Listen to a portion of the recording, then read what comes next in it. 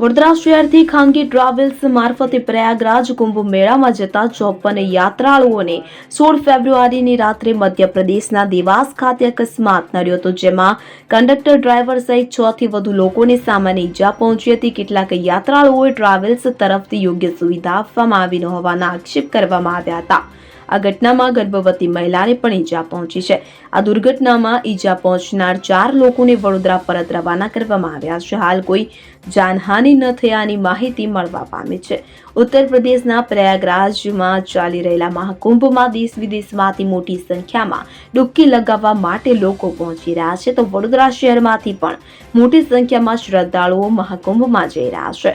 વડોદરાની 54 શ્રદ્ધાળુ ભરેલી એક ખાનગી લક્ઝરી બસને મધ્યપ્રદેશના દેવાસ પાસે અકસ્માત નડ્યો હતો, જેમાં 6 જેટલા યાત્રાળુઓને નાની મોટી ઈજાઓ પહોંચી હોવાના સમાચાર મળી રહ્યા છે.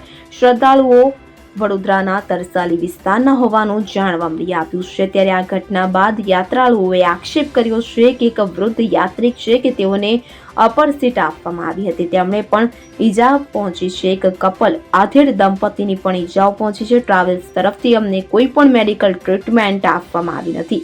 અકસ્માતમાં મોટી જાનહાનિ થઈ નથી. સામાન્ય ઈજા પહોંચી હતી. ઈજાગ્રસ્તો પૈકી 4 યાત્રીઓને પરત વડોદરા મોકલવામાં આવી રહ્યા હોવાનું જાણવા મળ્યું હતું.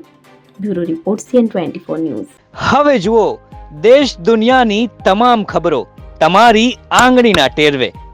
ઉઠાવો મોબાઈલ અને Google Play Store પરથી ડાઉનલોડ કરો અમારી CN24 ન્યૂઝ મોબાઈલ એપ.